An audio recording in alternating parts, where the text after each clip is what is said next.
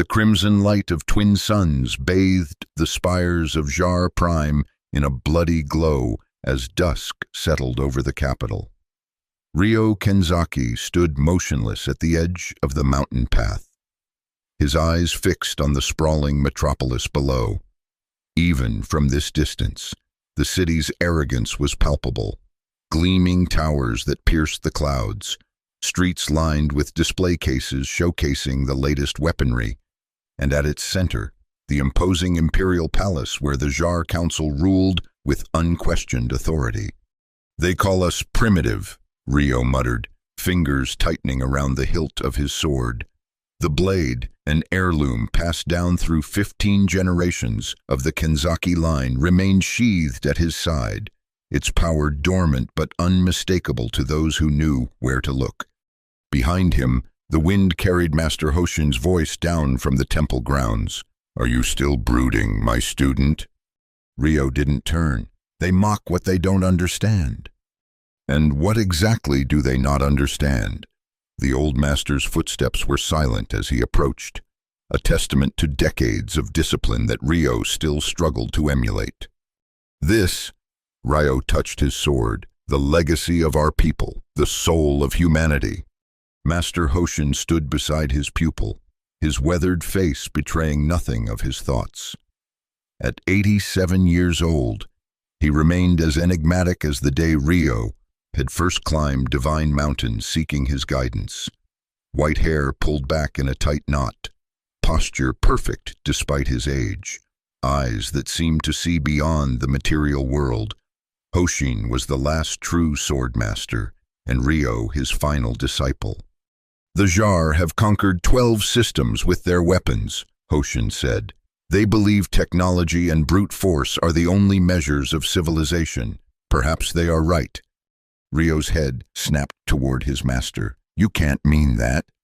A faint smile crossed Hoshin's lips. "No, but understanding your enemy's perspective is the first step toward victory." The conversation might have continued, but a disturbance in the air caught their attention. A sleek transport vessel with the imperial insignia of the Jar Empire emblazoned on its hull descended toward the temple landing pad, a rare occurrence that instantly put Ryo on alert. "We have visitors," Hoshin observed calmly. "Jar don't come to Divine Mountain unless they want something," Ryo replied, his hand instinctively moving to his sword. Master Hoshin placed a restraining hand on his student's arm. "Control, Ryo, remember your training." The transport's engines powered down with a diminishing whine, and its exit ramp extended with mechanical precision. 3 figures emerged, 2 armored guards flanking a tall, slender individual dressed in the elaborate ceremonial robes of a Jar diplomat. "Master Hoshin," the diplomat called out, his voice amplified unnecessarily.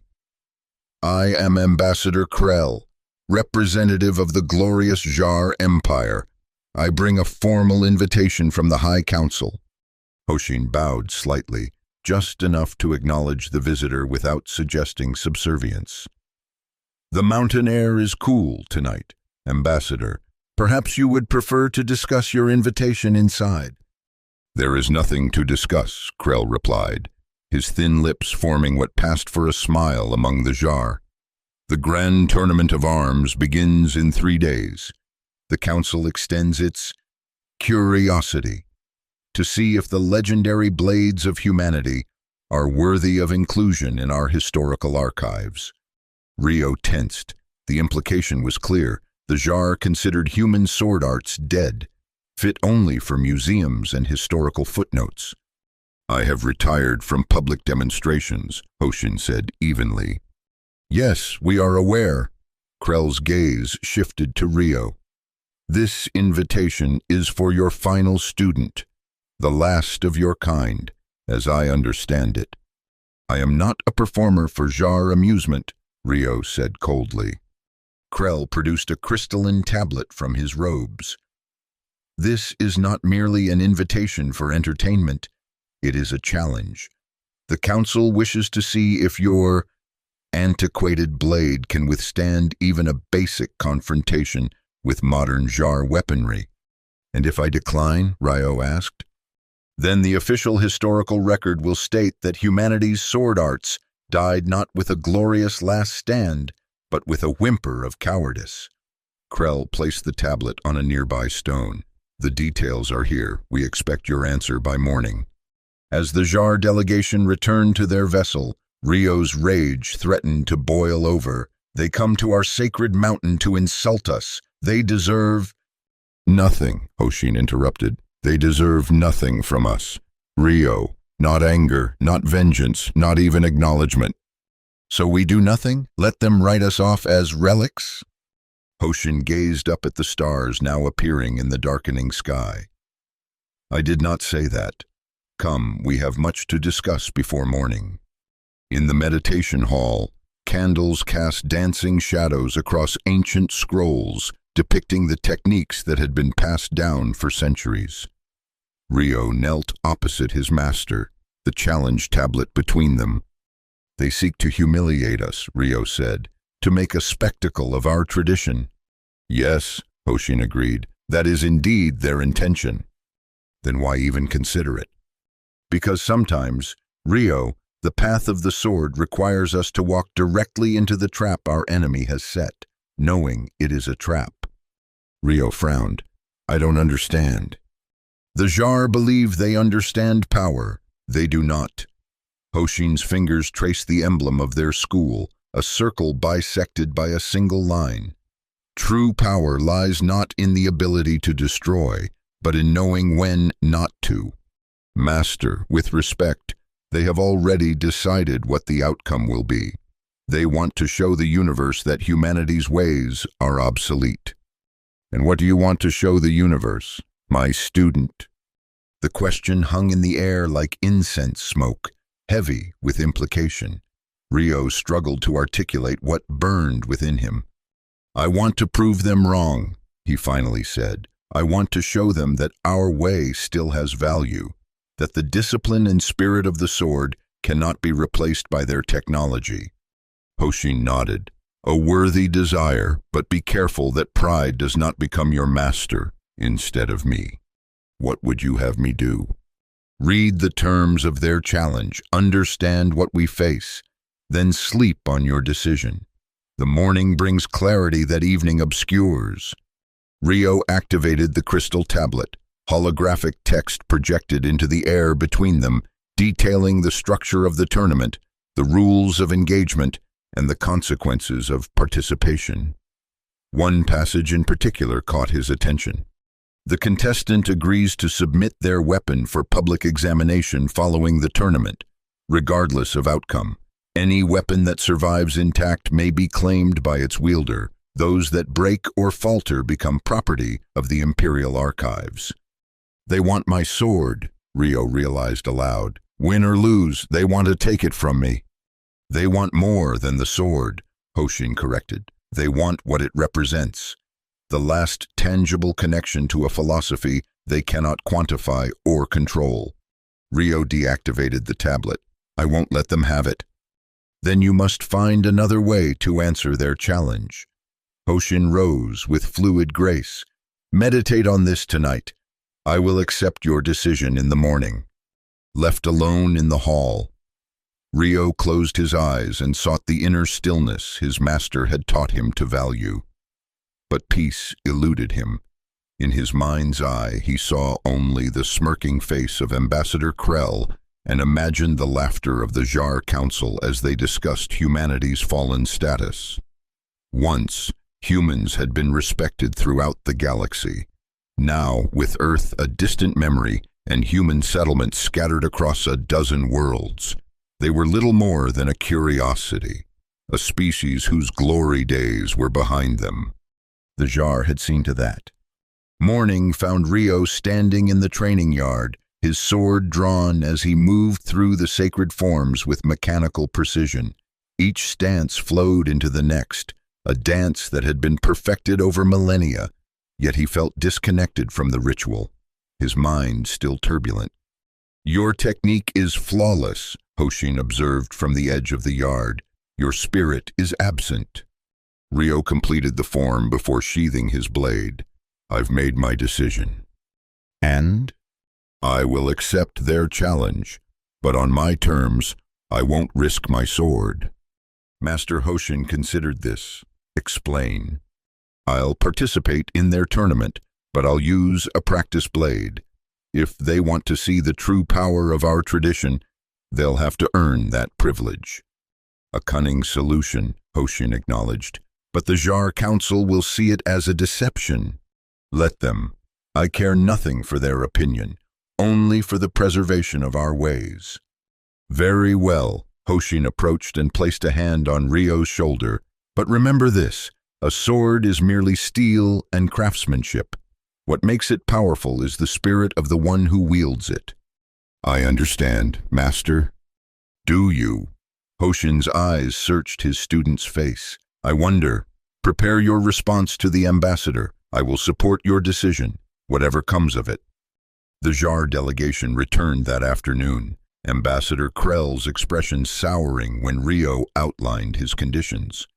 Unacceptable, Krell declared. The challenge specifically requires your hereditary blade. A practice weapon would make the entire exercise meaningless. My hereditary blade is not subject to confiscation, regardless of outcome. Rio countered, modify those terms and I will consider using it. Krell's eyes narrowed. The council does not negotiate with primitives. The insult hung in the air like a physical thing. Rio felt his control slipping, fingers twitching toward his sword. Perhaps, Master Hoshin interjected smoothly, the council is concerned that a genuine confrontation might not yield the outcome they have already decided upon. Are you suggesting the grand tournament is anything less than honorable? Krell demanded.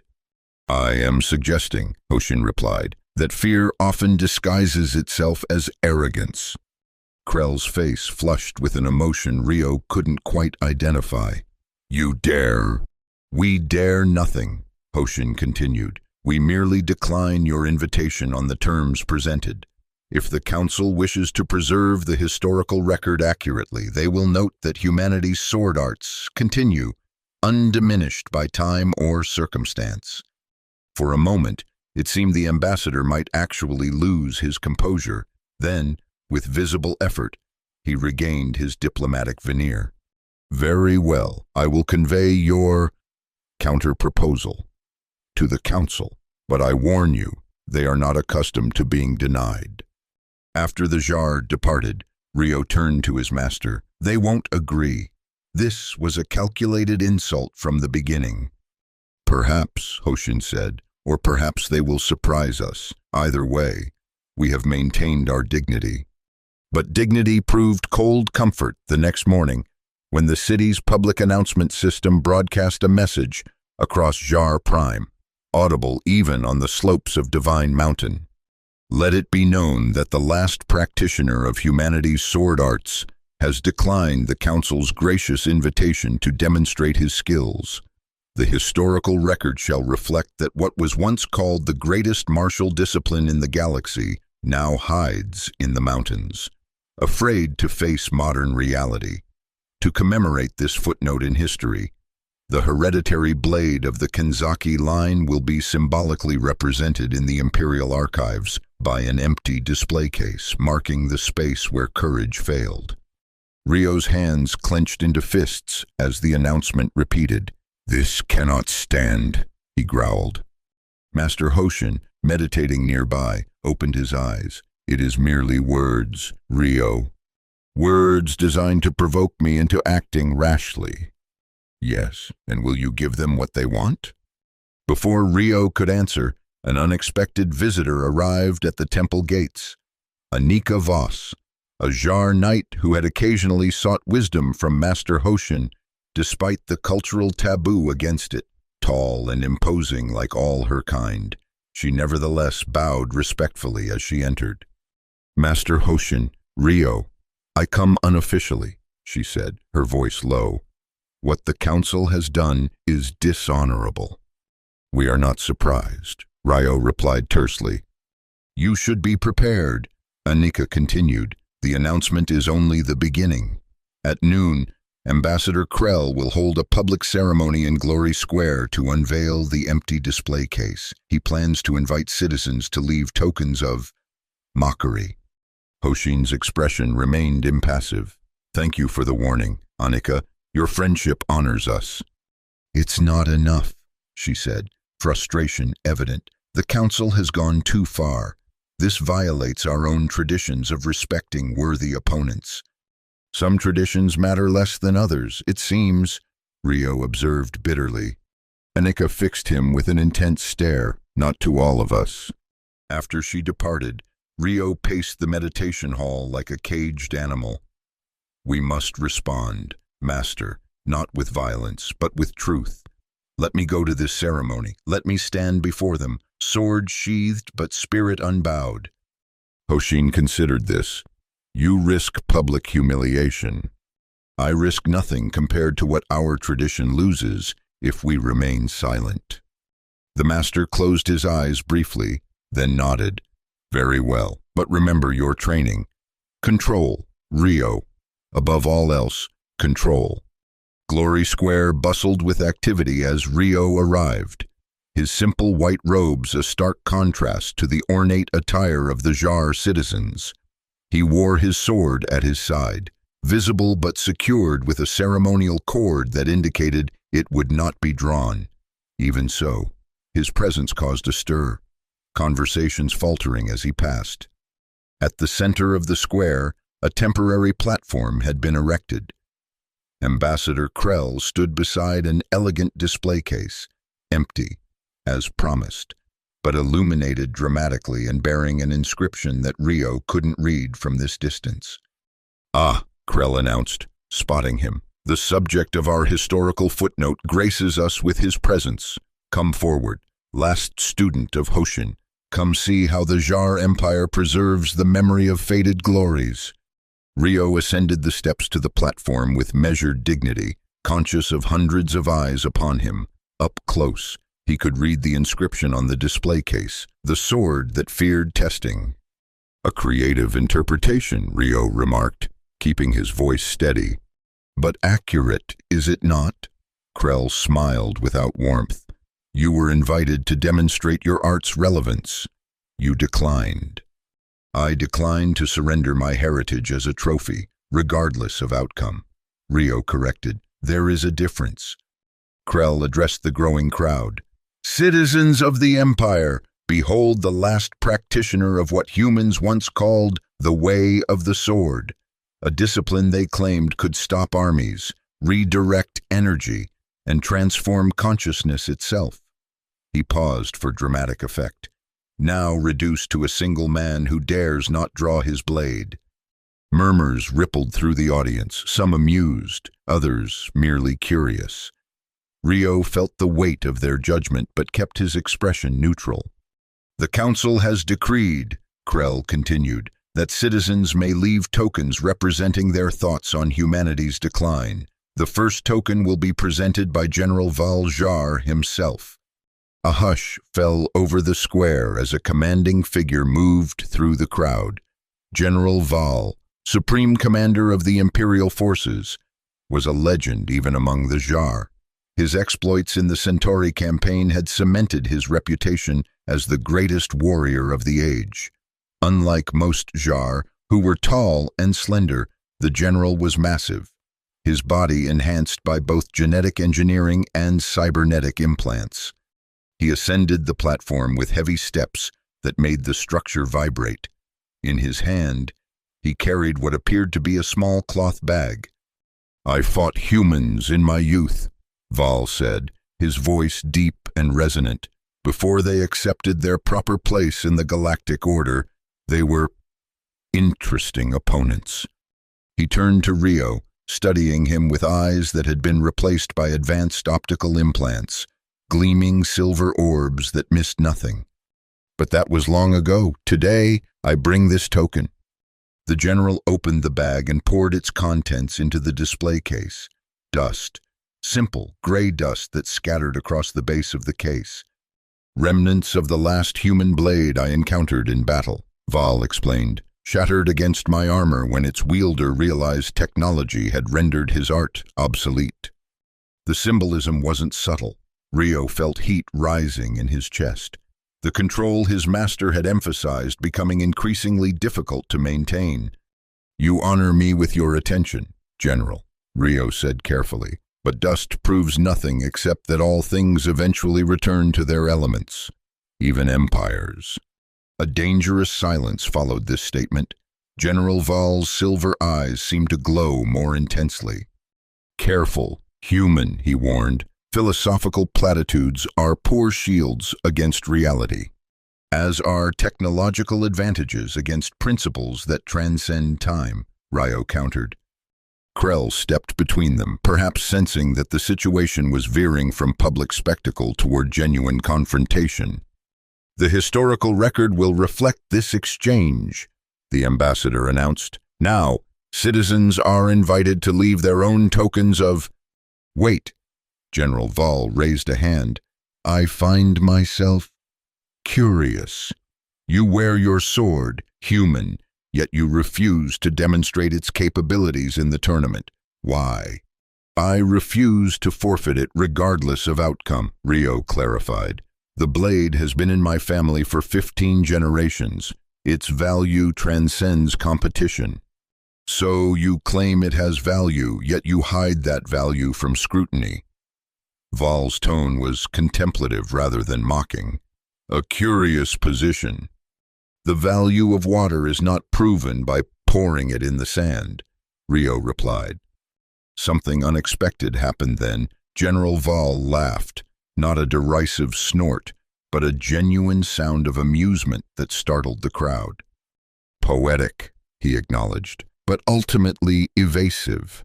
If your blade is as remarkable as human tradition claims, surely it could withstand a simple demonstration." Rio sensed the trap closing around him. Refuse again, and he would confirm the Jar narrative of cowardice. Accept, and he risked exactly what he had come to prevent, the potential loss of his hereditary weapon. Before he could formulate a response, another voice rang out from the crowd. "The demonstration has already begun. General, you simply lack the perception to recognize it." Master Hoshin stepped forward, the crowd parting before him almost unconsciously. Unlike Rio, he wore no sword at his side. Ambassador Krell's composure slipped momentarily. "The invitation did not extend to you, old man."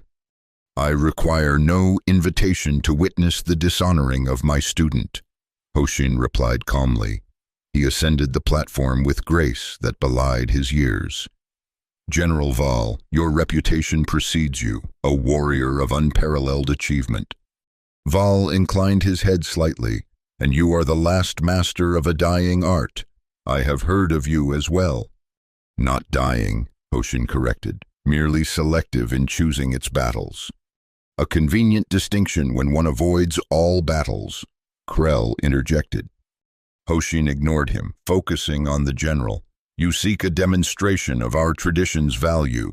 I propose an alternative to your tournament, a single exchange between worthy opponents." Rio stared at his master in disbelief. Was Hoshin offering to fight the general himself? Val seemed equally surprised. "You challenge me directly." "I offer you insight," Hoshin clarified. "One moment of clarity worth more than hours of spectacle." The general considered this, his enhanced eyes scanning the old master as if searching for hidden weapons or signs of deception. "What form would this exchange take?" he finally asked. 3 days hence, at the conclusion of your grand tournament, when the champions of Jar weaponry have been determined, I will demonstrate the essence of our tradition against any test you deem appropriate." Krell began to object, but Val silenced him with a gesture. "And the hereditary blade?" the general inquired. "Will it be part of this demonstration?" "No," Hoshin said firmly. "My student's heritage remains his own. I will bring a blade of my choosing." Val nodded slowly. "Very well. I accept your proposal. Master Hoshin, in 3 days. Before the assembled elite of the Empire, you will have your opportunity to demonstrate whether humanity's sword arts deserve remembrance or burial." As murmurs spread through the crowd, Rio felt a complex mixture of emotions: relief that his own sword was no longer at risk, concern for his elderly master, and a nagging sense that Hoshin had just willingly walked into the very trap they had been avoiding. When they were alone again on Divine Mountain, Rio could no longer contain his questions. "Master, why? You've avoided public demonstrations for decades. Why now? Why against the Supreme Commander himself?" Hoshin was calmly preparing tea, his movements as precise in this domestic ritual as they were in combat forms. Because sometimes, Rio, the most important battle is not the one your enemy expects you to fight. "I don't understand." "No," Hoshin agreed. "Not yet, but you will." He handed Rio a steaming cup. "Now, we have preparations to make. I will need your assistance in the coming days." "What kind of test do you think the general will devise?" "Something designed to demonstrate the superiority of Jar weaponry. No doubt, the specific form matters less than the principle behind it." Rio sipped his tea, unconvinced. "And what principle is that?" "That true power cannot be measured by the standards of those who do not understand it." Hoshin smiled enigmatically. "Now, I believe we should visit an old friend. Dr. Miura may have insights we need." Dr. Takeshi Miura maintained a small medical practice in the human quarter of Jar Prime, treating ailments that the Empire's advanced medical technology sometimes overlooked or misdiagnosed. His understanding of the interface between technology and human physiology had made him respected even among Jar physicians. "Hoshin, you old devil." Miura greeted them warmly, embracing the master despite the traditional formality of their relationship. "And Rio, it's been too long." "Not by choice," Rio replied. "The mountain keeps us busy." "So I've heard," along with rumors of a rather public confrontation in Glory Square. Miura's expression grew serious. "You're playing a dangerous game, my friends."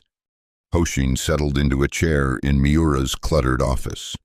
"Not playing, Takeshi, simply acknowledging that some games cannot be avoided indefinitely. The Jar Council is not known for its sense of humor when it comes to losing face," Miura warned. "Whatever you're planning, be careful." "Actually," Hoshin said, "that's why we're here. I need your medical expertise." Miura raised an eyebrow. "My expertise? Are you unwell?" "Quite the contrary, but I need to understand the capabilities of General Val's enhancements more precisely."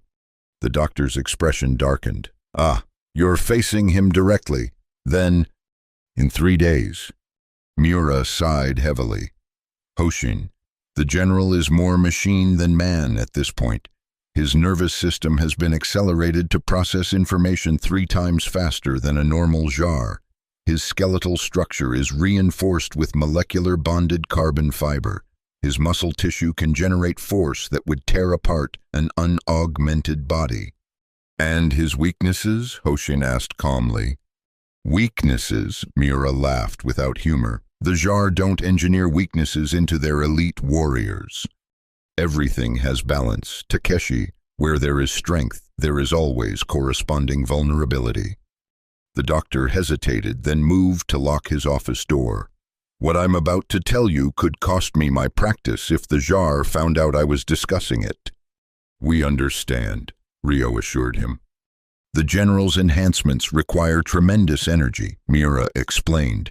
"His body contains power cells that must constantly recharge through a distributed network of energy collectors in his skin. In theory, and I stress this is only theory, a sudden, precisely calibrated energy surge could temporarily overload that system." "Temporarily?" Rio asked. "For perhaps 2 seconds at most. After that, his backup systems would compensate." Hoshin nodded thoughtfully. 2 seconds can be an eternity in the right circumstances. "Hoshin," Miura said gravely, "you're not thinking of actually attacking the general? That would be suicide, regardless of whatever technique you're planning." Not attacking, Hoshin corrected, demonstrating. As they left the doctor's office, Rio could no longer contain his confusion. Master, what exactly are you planning? Something that has not been attempted in over a century, Hoshin replied. But first, we need one more ally. Someone within the Jar hierarchy itself. Annika, Rio realized. Precisely. Her position as Knight Commander gives her access we lack, and her sympathy for our situation makes her a potential bridge between worlds. Finding Annika proved more challenging than expected. As a high-ranking officer in the Imperial Guard, her movements were closely monitored. Eventually, they arranged a meeting at one of the few locations where humans and Jar interacted on relatively equal terms, the ancient game parlor known as the Nexus. Surrounded by patrons absorbed in strategic board games from a dozen worlds, their conversation was unlikely to be overheard or recorded. What you're suggesting is treason, Annika said after hearing Hoshin's request. Accessing the schematics for the Imperial throne is punishable by exile at minimum. We don't need the complete schematics, Hoshin clarified, only confirmation of what materials comprise its structure. Why? Annika demanded. What possible relevance could the throne have to your demonstration against General Val? Hoshin exchanged a glance with Rio before answering. Because the demonstration will not be against the General directly. It will be against what he and the Council represent. Annika's eyes widened slightly as understanding dawned. You can't be serious.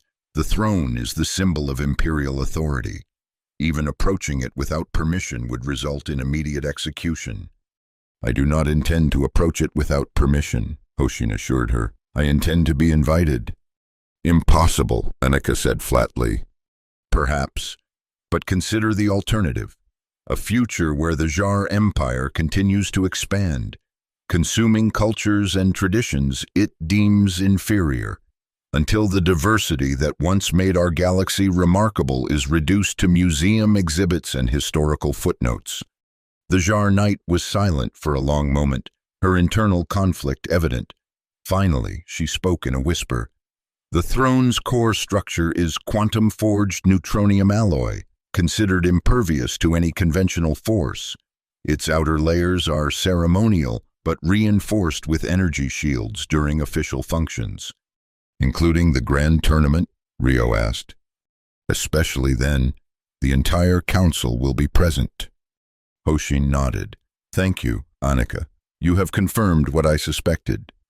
Whatever you're planning, she said urgently, reconsider. There are other ways to preserve your tradition without risking everything. Are there? Hoshin's gaze was penetrating. Or are there simply more comfortable paths to the same destination? As they departed, Rio could contain his questions no longer. Master, what exactly are you planning to do with this information? You can't seriously intend to damage the Imperial throne. Not damage, Hoshin corrected. Reveal. Reveal what? The truth that lies at the heart of all power. Rio, that it exists only because we agree to believe in it. The day of the Grand Tournament arrived with great fanfare throughout Jar Prime. The city's floating arenas were packed with spectators eager to witness the latest innovations in weaponry and combat techniques. Throughout the day, champions from various guilds and military divisions demonstrated their prowess, each bout more spectacular than the last. Rio and Hoshin arrived only for the final ceremonies. As arranged, they were escorted to a waiting area adjacent to the main arena, where the culmination of the tournament would take place before the assembled council. Are you certain about this? Master, Rio asked one final time. The path is clear, my student. Hoshin was dressed in the traditional robes of their school, a simple wooden sword case at his side. Remember what you observed today. It will be your responsibility to carry forward. Before Rio could question this cryptic statement, Ambassador Krell appeared with a contingent of guards. The council is ready for your demonstration, he announced, making no effort to hide his disdain. though I should warn you that the spectacle of an old man waving a sword has already been anticipated and dismissed as irrelevant. Anticipation often blinds us to what is actually occurring, Hoshin replied serenely. They were led into the grand arena, where a hush fell over the crowd as they entered. The space was massive, capable of holding tens of thousands, with the Imperial Council seated on elevated platforms surrounding the Imperial throne itself, a massive construction of gleaming metal and pulsing energy fields that dominated the center of the arena. General Val stood at the foot of the throne, resplendent in ceremonial battle armor that highlighted rather than concealed his cybernetic enhancements. Master Hoshin, the general acknowledged with a formal bow that surprised many observers. You honor us with your presence. The honor is mutual, General. Hoshin returned the bow with equal formality. The head of the Imperial Council, a Jar elder whose name Rio did not know, spoke in the amplified tones of official pronouncement. As the culmination of our grand tournament, we have agreed to witness a demonstration of humanity's ancient sword arts, as practiced by Master Hoshin, last recognized grandmaster of the tradition. Murmurs rippled through the crowd. Few had expected the council to frame the demonstration with such apparent respect. General Val, the council head continued, as our empire's supreme warrior, you will determine the nature of this demonstration. The general stepped forward.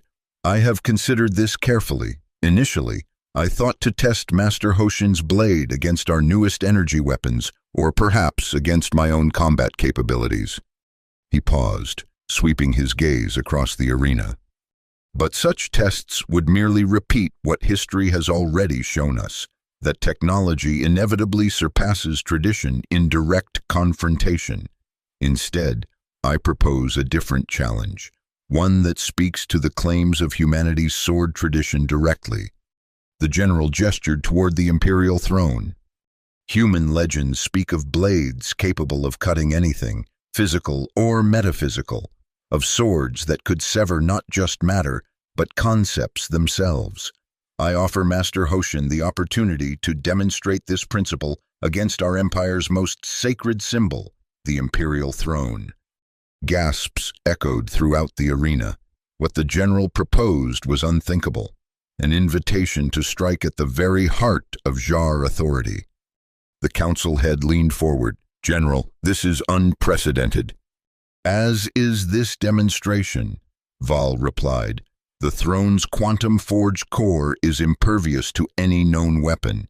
If Master Hoshin's ancient art can affect it in any way, it would indeed be worthy of historical note.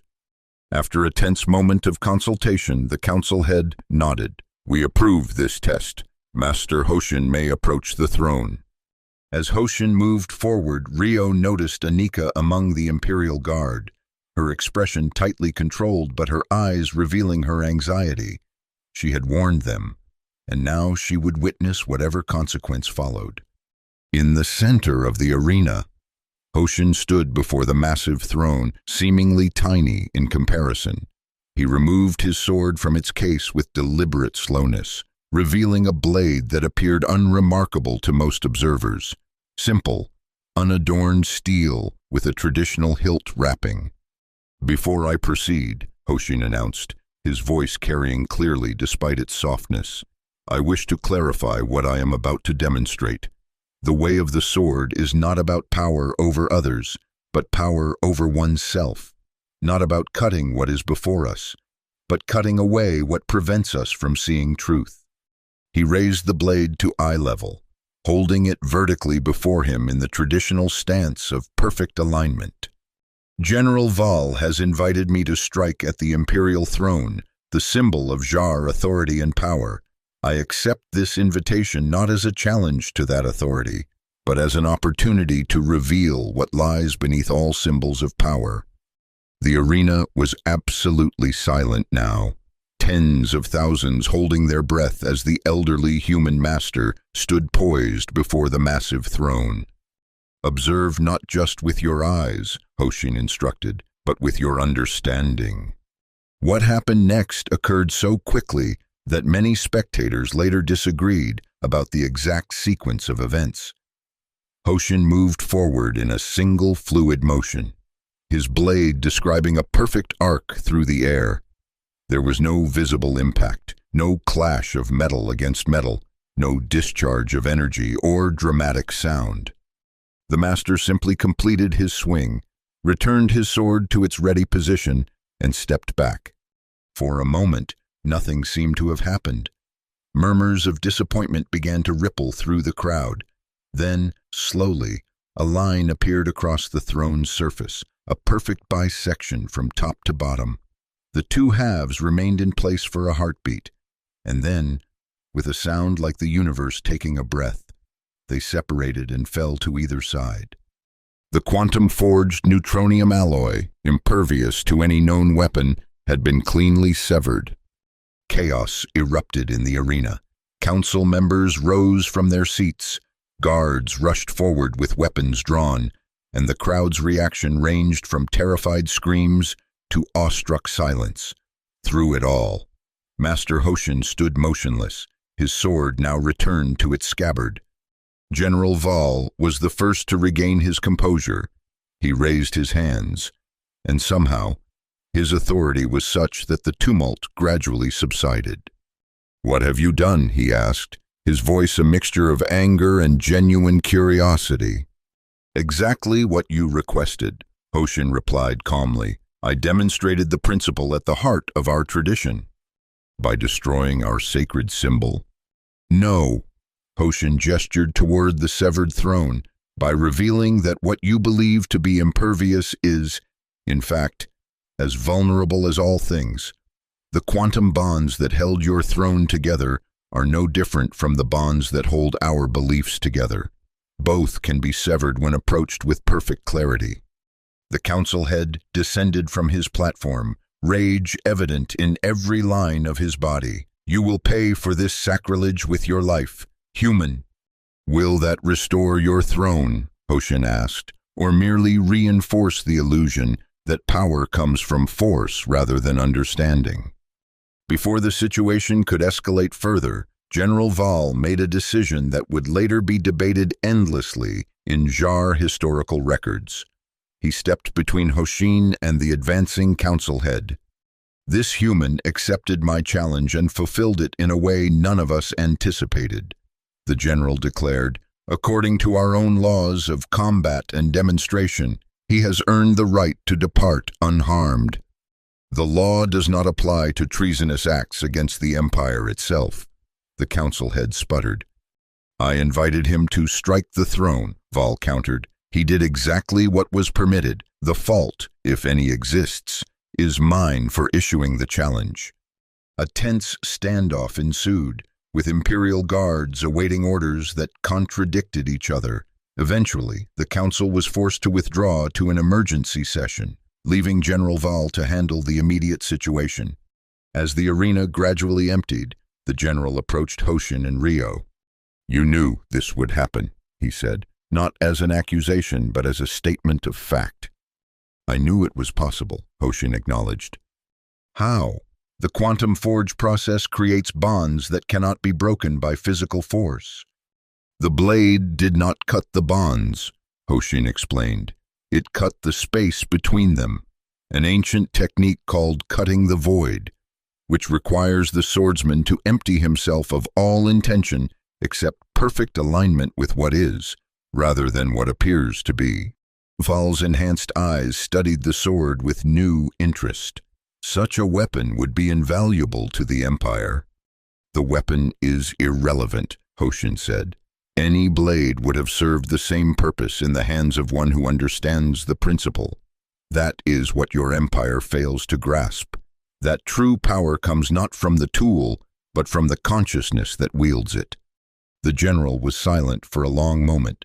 "You have created a significant disruption in our hierarchy today. The council will not forget or forgive easily." "They need not forgive," Hoshin replied. "Only learn."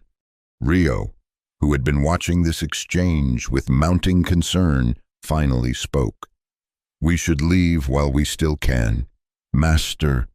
Yes, Hoshin agreed. Our demonstration is complete. He bowed to General Val. Perhaps one day, when circumstances allow, we might continue this conversation under less dramatic conditions.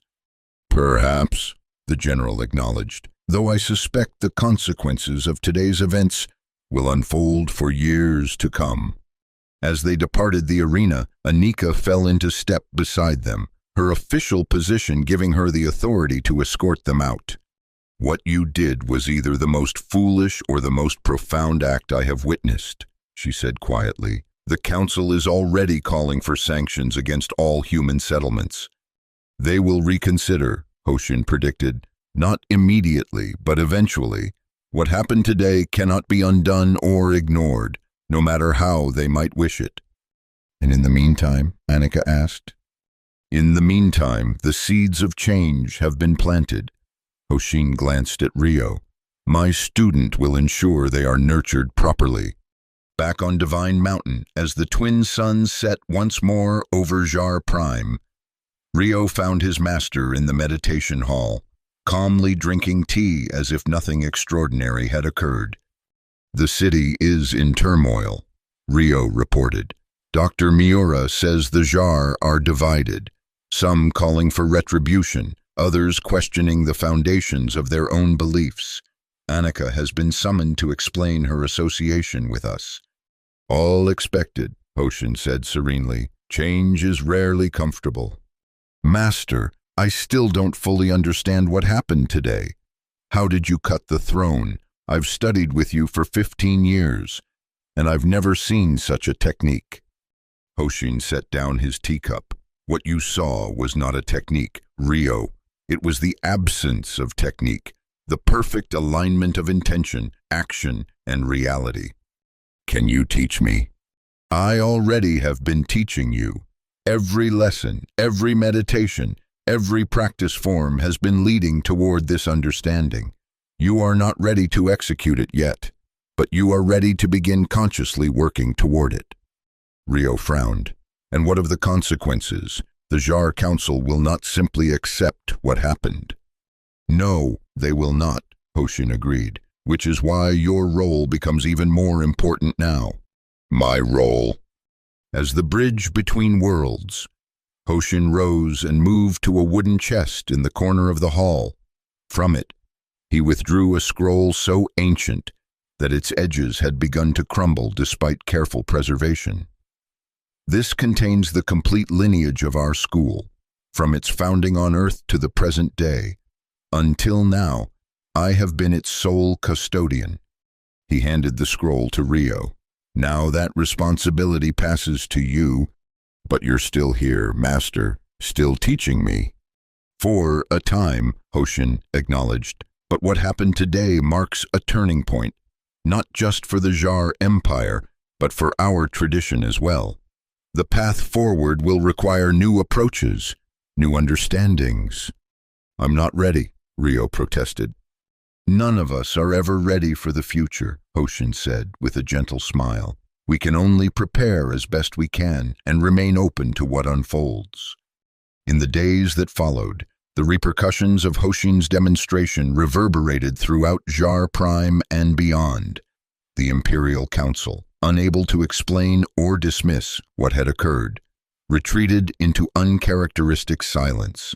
General Val, according to Anika's discreet reports, had begun questioning certain fundamental aspects of Jar military philosophy.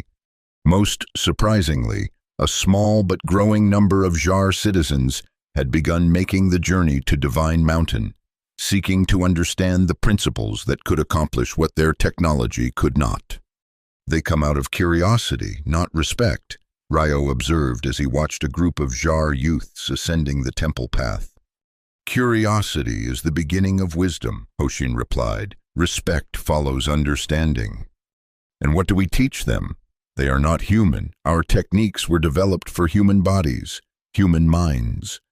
We teach them not techniques, but principles, Hoshin explained, the underlying truths that transcend physical form or cultural background.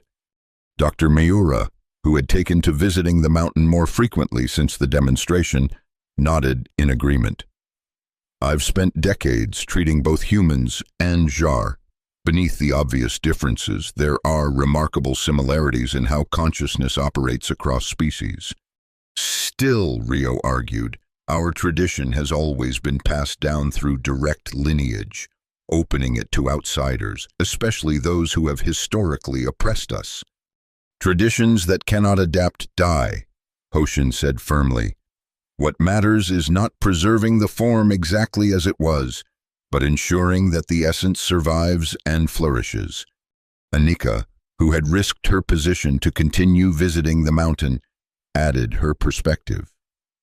The Jar have never encountered anything like what Master Hoshin demonstrated. It challenges everything we thought we understood about power and its application, which makes this moment both dangerous and precious, Hoshin observed.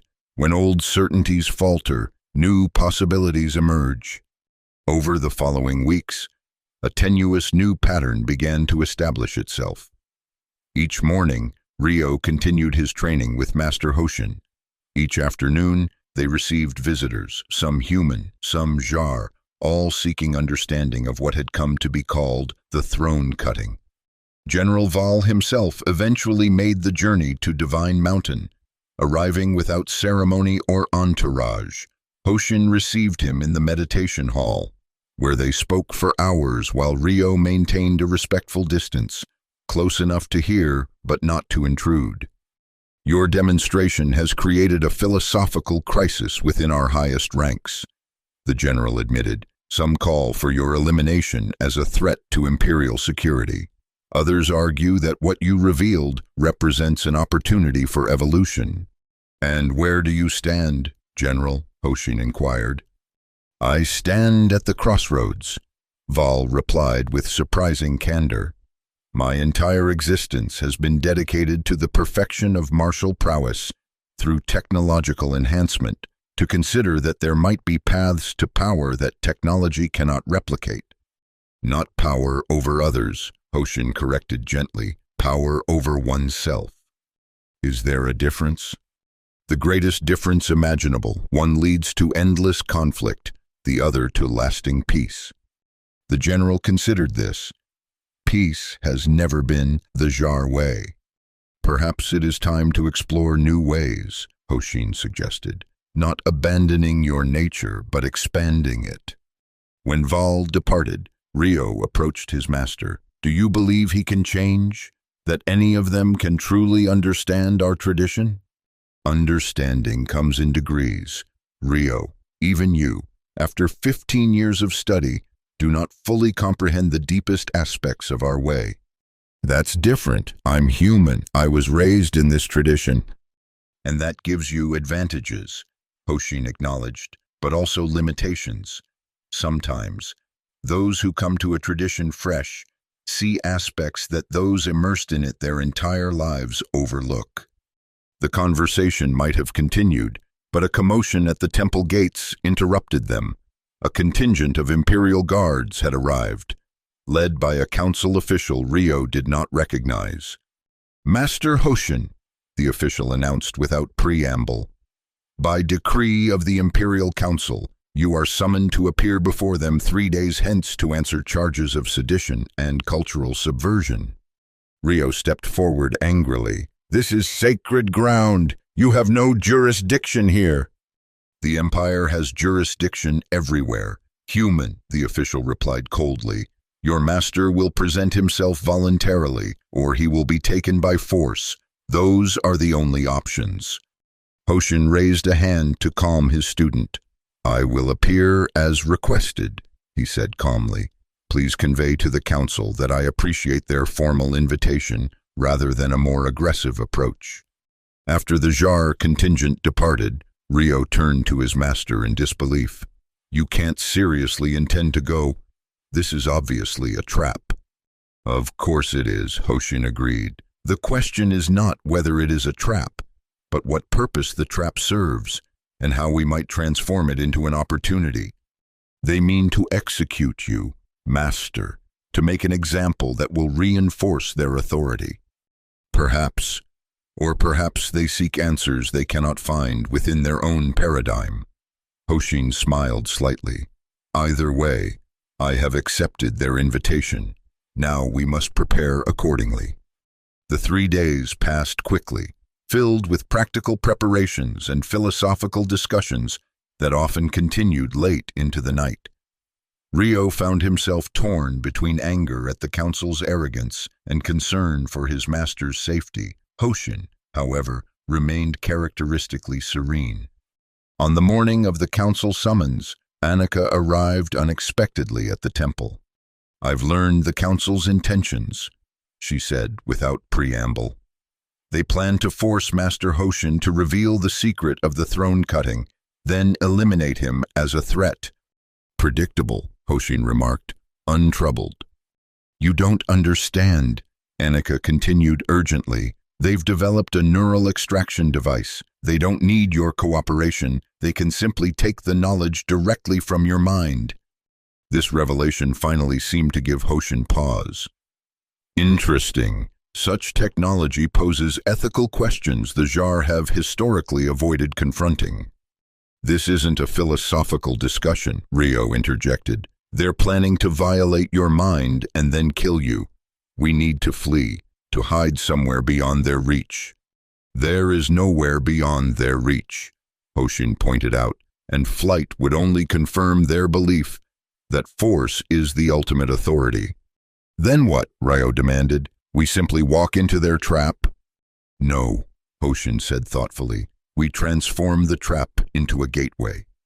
He turned to Annika. "I will need your assistance one more time, Knight Commander, a task that may well end your career among the Jar. After what I've witnessed, I'm no longer certain that career is one I wish to continue," she replied. "What do you need?" Hoshin outlined his plan, audacious, potentially suicidal, but with a certain elegant symmetry that reflected the deepest principles of their tradition. When he finished, both Rio and Annika stared at him in stunned silence. "It's impossible," Annika finally said. "Only if we believe it to be," Hoshin replied. "Even if it works," Rio argued, "the consequences will be transformative." Hoshin completed the thought, "For better or worse, but that is the nature of all true change." That afternoon, as arranged, Master Hoshin presented himself to the Imperial Council. The massive council chamber, typically used for diplomatic functions and major policy decisions, had been configured as a quasi-judicial setting, with the council members elevated on their platform and Hoshin standing alone in the center. Rio, permitted to attend only as an observer, stood at the back of the chamber alongside Dr. Miura. Annika was positioned with the Imperial Guard, her face a mask of professional detachment that revealed nothing of her involvement in Hoshin's plan. "Master Hoshin of Earth lineage," the council head began formally, "you stand before us accused of actions detrimental to the security and stability of the Jar Empire. How do you respond?" "With gratitude for this opportunity to address you directly," Hoshin replied, his voice calm and carrying. "And with a question of my own, what specifically do you hope to achieve through these proceedings?" The council head seemed taken aback by this direct approach. "We do not answer to accused seditionists. Yet without clear purpose, how can any proceeding reach a satisfactory conclusion?" Hoshin pressed. "You have brought me here for a reason beyond simple punishment. I merely ask what that reason might be." General Val, seated slightly apart from the main council, leaned forward. "The Master asks a fair question. Our purpose should be clear, even to the accused." After a moment of uncomfortable silence, the council head spoke again. "Very well. You have demonstrated a capability that threatens the foundation of our authority. We require both an explanation of this capability and assurance that it will not be used against the Empire's interests again." "A reasonable request," Hoshin acknowledged, "though I would suggest a slight correction. What I demonstrated threatens not your authority itself, but merely your understanding of its basis." "Semantics," another council member dismissed. Not at all, Hoshin countered. The distinction is crucial. I did not come here to undermine the Jar Empire, but to reveal a truth that might ultimately strengthen it. By destroying our sacred throne, the council head demanded incredulously. By demonstrating that true power cannot be contained in symbols, no matter how ancient or revered, Hoshin corrected. The throne was merely a physical manifestation of an idea. The idea itself remains, to be examined and potentially transformed. The council members exchanged glances, clearly uncertain how to proceed with an accused who showed neither fear nor defiance, but rather a calm willingness to engage. These philosophical abstractions are irrelevant, the council head finally declared. We require practical information, specifically how you severed quantum-bonded matter with a primitive metal blade. I would be happy to explain, Hoshin said, though I should warn you that the explanation may not satisfy your expectations.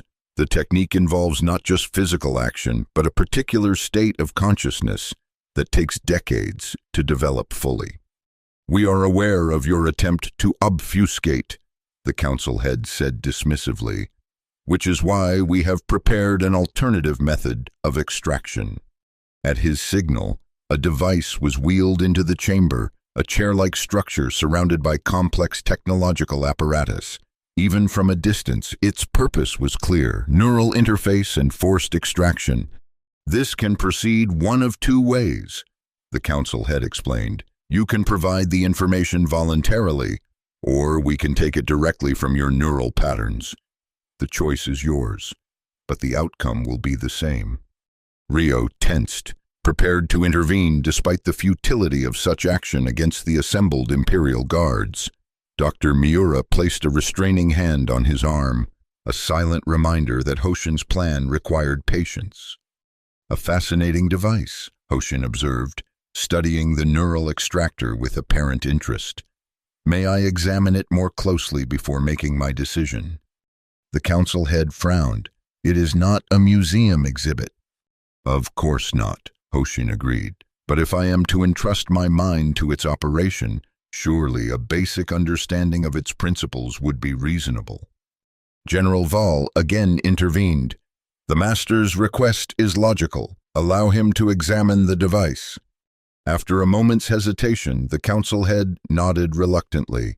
Proceed, but be aware that any attempt to damage the equipment will be met with immediate consequences. Hoshin approached the neural extractor, circling it slowly with his hands clasped behind his back.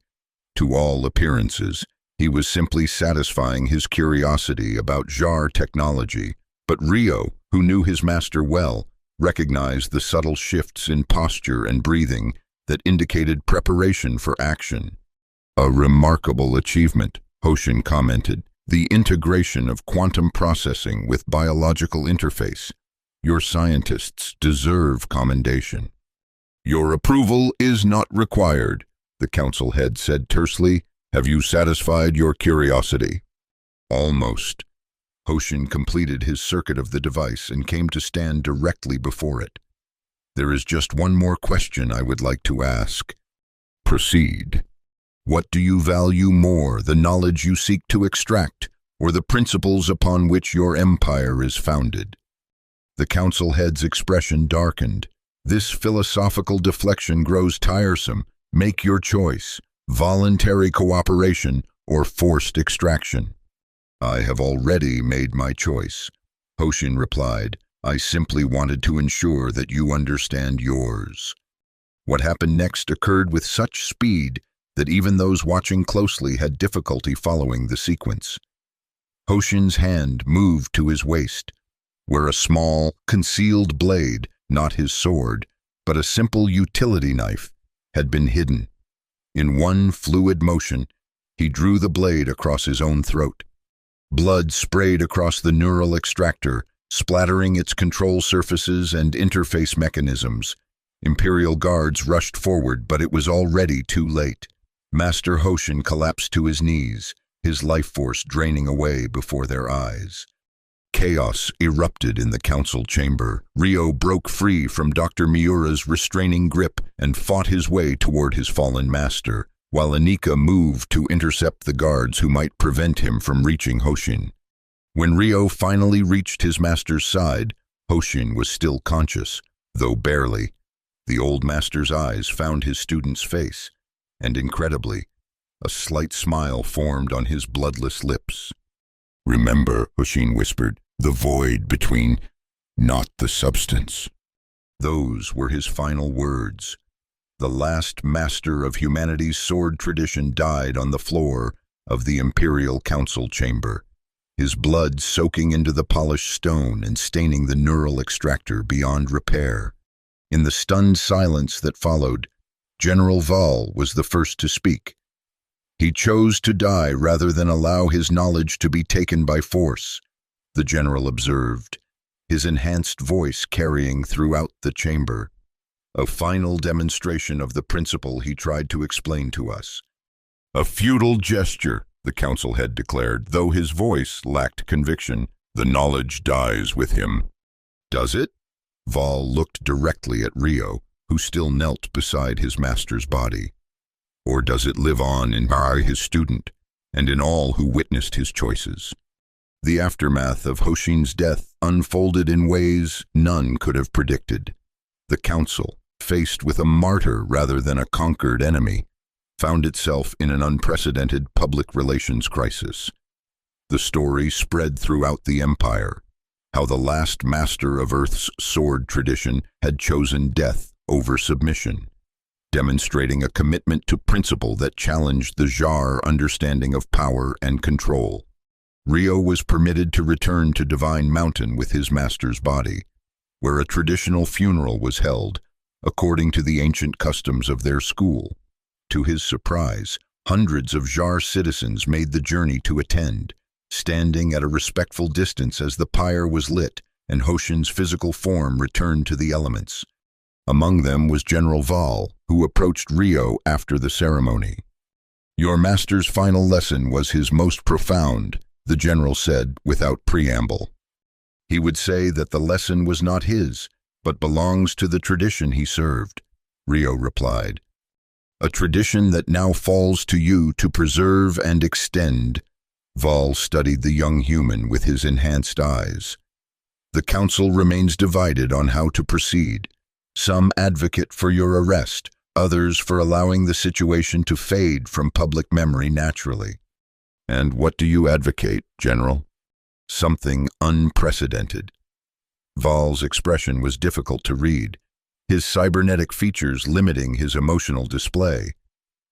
"I have proposed the establishment of a cultural exchange, a formal acknowledgement that humanity's traditions may contain wisdom valuable to the Empire's future."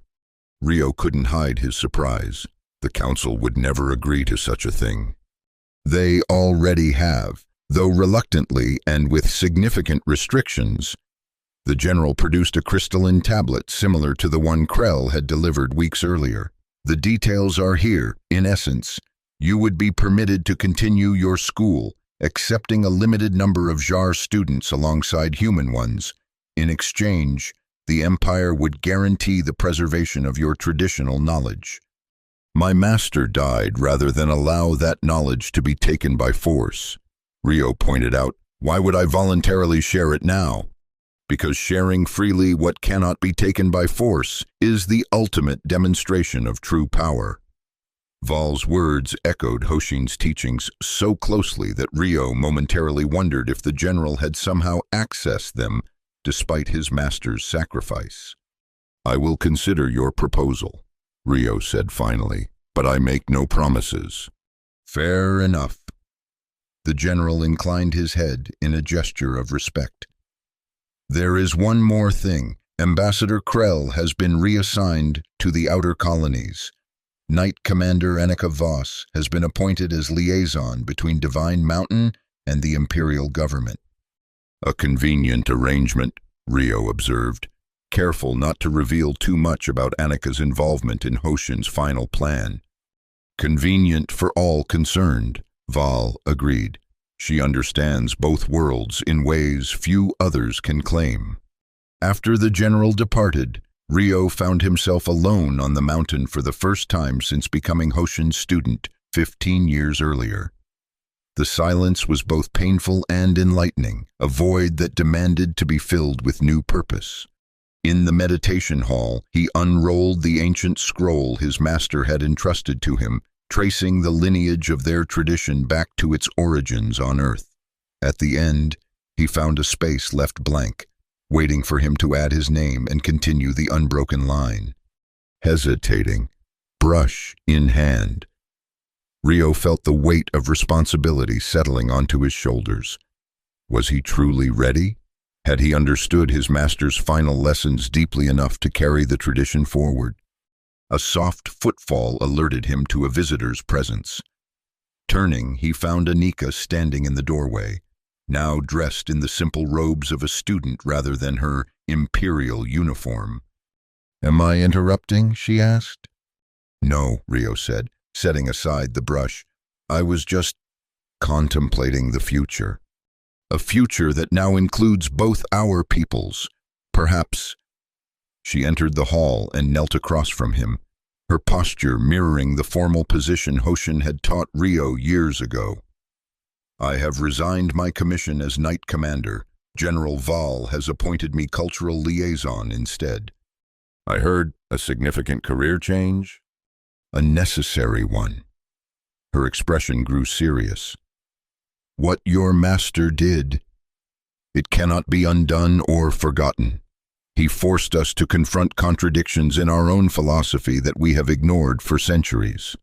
"That was his intention, I believe," Rio acknowledged, "though the method was extreme." "Extreme but effective." Anika gestured toward the scroll. "Will you continue? Accept students, pass on the tradition." "I'm not sure I'm qualified," Rio admitted. "There is so much I still don't understand." "Perhaps the teaching and the learning can happen simultaneously," she suggested. "Isn't that what your master did throughout his life?" The observation struck Rio with unexpected force. It was true, Hoshin had never claimed to have perfect understanding, only perfect commitment to the ongoing journey of discovery. "There is wisdom in that perspective," he acknowledged. "Then perhaps you might consider your first student," Anika said, bowing formally. "I would be honored to learn what you can teach, imperfect though both teacher and student may be."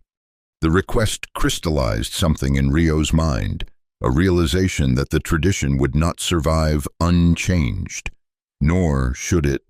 What mattered was not preserving it exactly as it had been, but allowing it to evolve while maintaining its essential principles. "The path will not be easy," he warned, "for either of us." "Few worthwhile paths are," she replied. Later that evening, as Aram's twin suns set once more over the mountain, Rio returned to the scroll and finally added his name to the lineage. Below it, he added a brief annotation that Master Hoshin might have found either presumptuous or appropriate, perhaps both. "Here the tradition branches anew, embracing both human and Jar students, in recognition that the way transcends species and culture. What matters is not the hand that holds the sword, but the spirit that guides it." In the days that followed, others began to arrive at Divine Mountain, humans seeking connection to their heritage, Jar seeking understanding of principles their technology couldn't replicate. Dr. Miura established a small clinic on the mountain's lower slopes, treating ailments of body and spirit without distinction between species. And in the meditation hall each morning, Rio began each day as his master had taught him, with silent contemplation of the void between moments, the space where all possibilities exist before manifestation. The imperial throne was eventually rebuilt, though not exactly as before. By General Val's order, a thin line of different material was incorporated into its structure, a visible reminder of Hoshin's demonstration and the principles it had revealed. The Jar Empire continued to expand, but with a subtle shift in approach that few outside the highest levels of authority immediately recognized. Conquest remained their way, but integration rather than subjugation became the preferred outcome, a more sustainable path for an empire increasingly aware of its own philosophical contradictions.